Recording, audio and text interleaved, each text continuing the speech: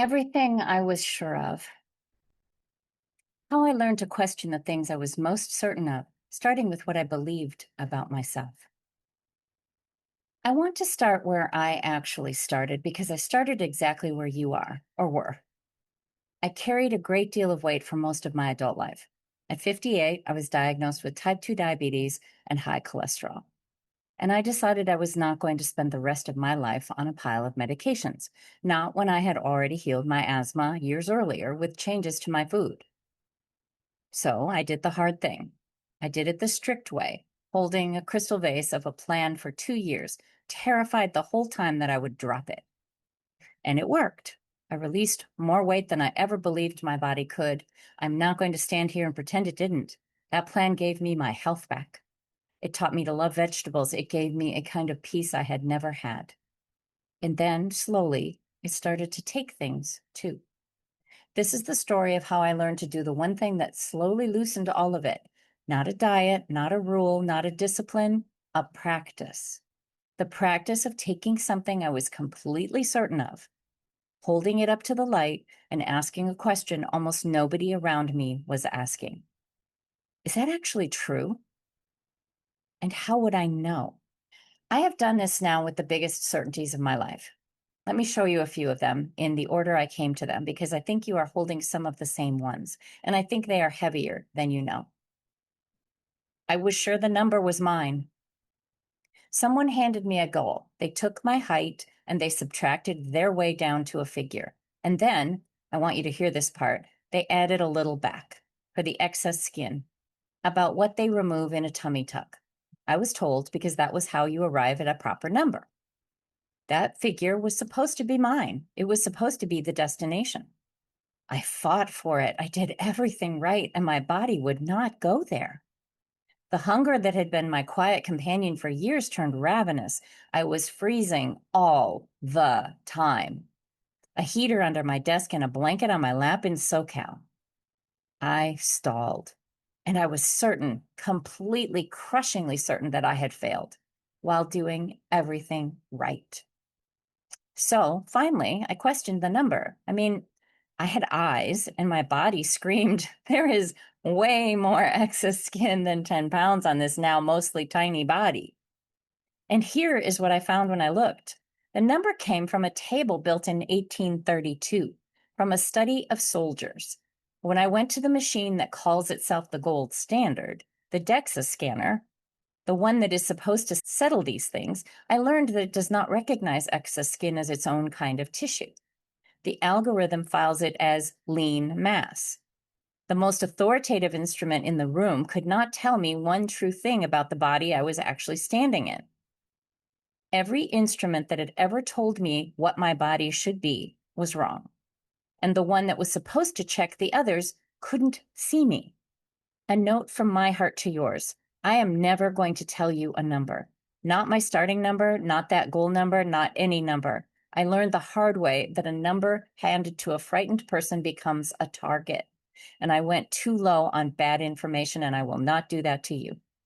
What I will tell you is that the chase can end, not with a better number, with better questions.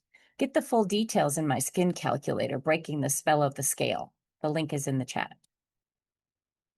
I was sure I had no willpower. It's another one. This was the oldest certainty and the cruelest. Every Monday restart. Every 3 good days, then the fall. Every plan that worked beautifully until one evening it didn't. I had filed every one of those away as evidence of the same verdict, that I was weak, that I lacked the thing other people seemed to have, that the failure was in my character. Just to be clear, I did not go back to the engineered substances I call NF, not food. Some programs call these NMF, not my food. And I made a deliberate change to that because not my food keeps it personal and forbidden, as though the problem were mine. It isn't. These substances aren't food for any body. So I dropped the my. Not my food became not food. And that one small change turned a private restriction into plain disownment. But I know exactly what it is to crave them. Then someone handed me a reframe that cracked me open. They told me it wasn't weakness, it was biology. Willpower was a finite resource, they said, a tank that drained through the day and by evening depleted. I reached for what soothed me, and that was a tired brain, not a broken soul. For the first time in my life, I set down a whip I had been carrying so long, I'd stopped feeling its weight. I owe that doorway everything. It is where this whole path began. But years later, I did to that idea what it had taught me to do to everything else. I questioned it. And what I found was almost funny in a way that took my breath away.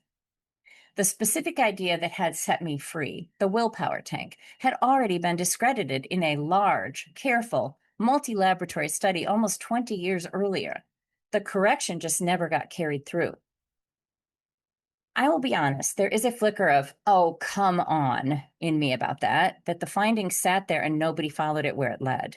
But mostly, I felt set free a second time because willpower is real. It is your capacity to act on what you value, and you use it every day. It is genuinely harder when you're tired, stressed, hungry, or alone, but that is circumstance pressing on a real capacity. It was never a gauge emptying in 15 minutes. The tank was folklore, and the whole cage of rigid rules had been sold to me as protection for a resource that, the way they described it, doesn't exist. If you want more information about my Willpower Unmasked workshop, I'll put the link in the chat thread. I was sure the rigidity was keeping me safe. Another one. Here was the certainty underneath the plan itself that the grip was the only thing standing between me and the flood. Loosen it, and I'd fall back into the water.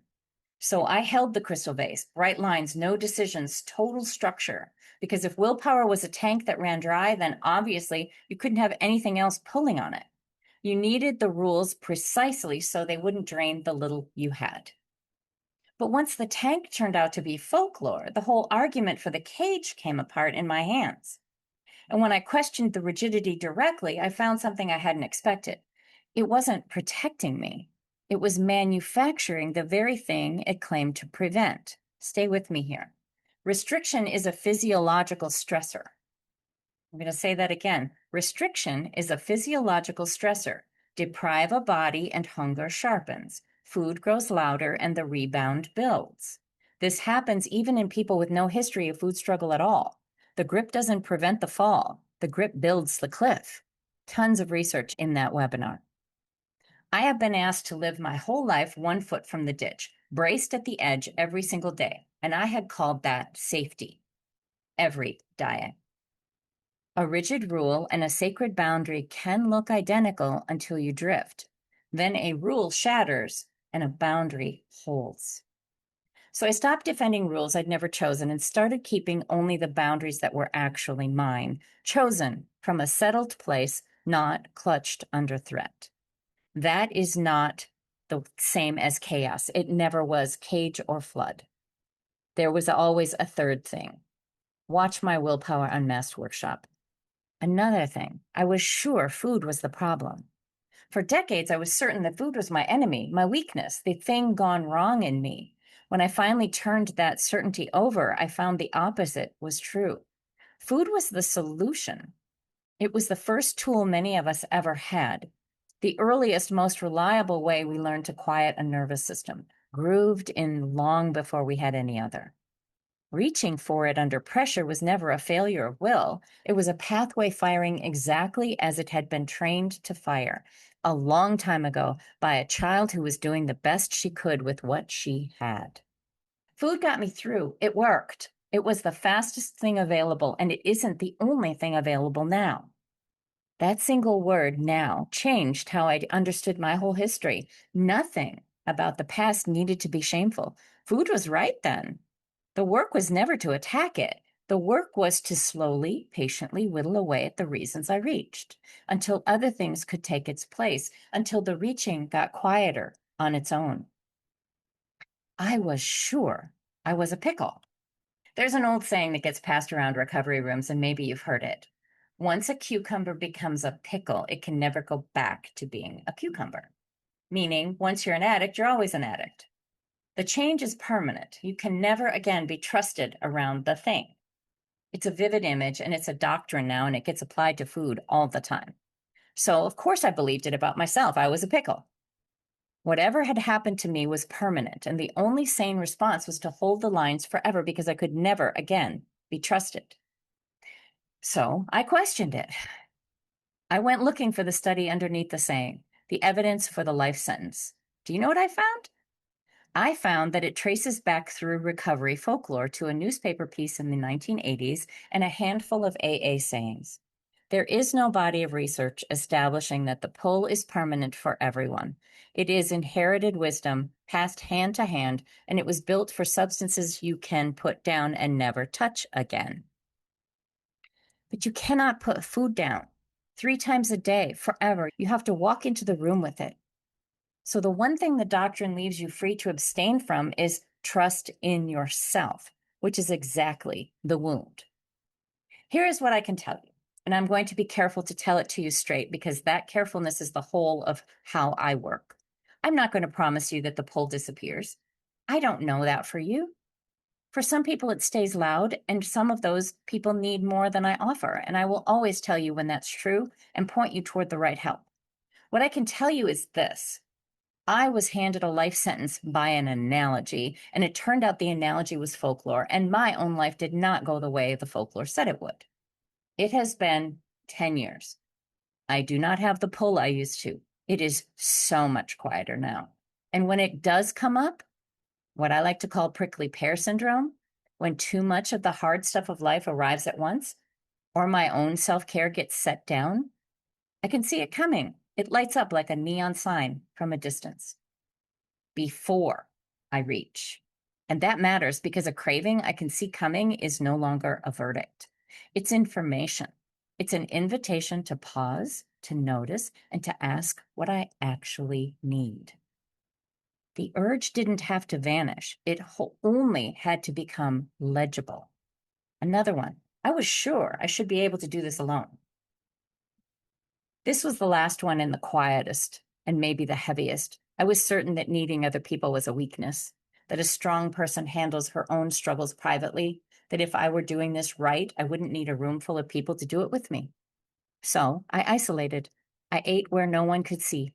I gathered up the wrappers and carried them out myself so that no one would know.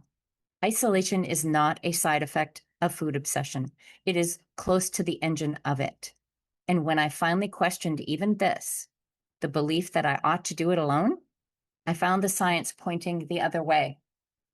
Connection makes self-regulation physically cheaper.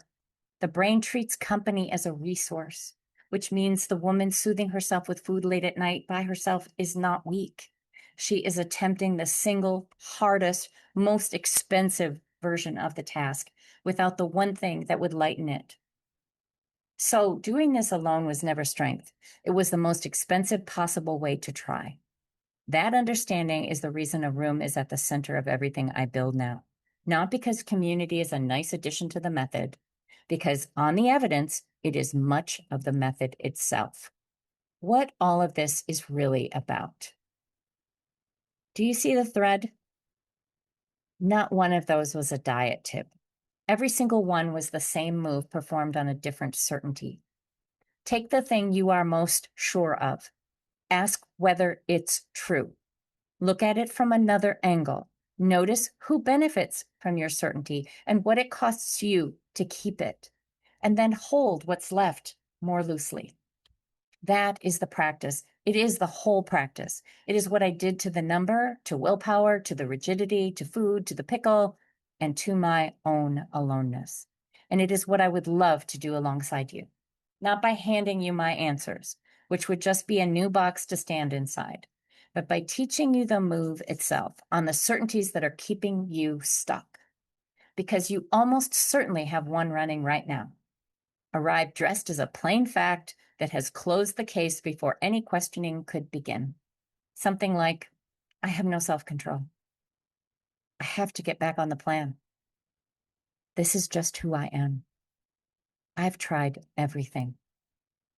That story feels like the truth. It feels like the ground. I'd like to help you pick it up and turn it over, gently, with company, over a good long while, because this is not quick. And anything that promises you quick is selling you the very thing that broke before. Your brain does not learn fast. That's not a flaw in the method. Speed was the flaw in all the others. Keep your plan. If it's serving you, keep your medication. I'm not asking you to put anything down. I am asking one thing only, that we start turning down the noise together and whittling away at the reasons you reach until the reaching gets quieter and the reasons get fewer. And one day you notice, almost in passing, that you can see the neon sign coming from a long way off. Let's walk this path together. You were sure you were broken. You were the one thing I never questioned about you and got to be certain of from the start. You were never broken. You were biological. With love and light, Sonia.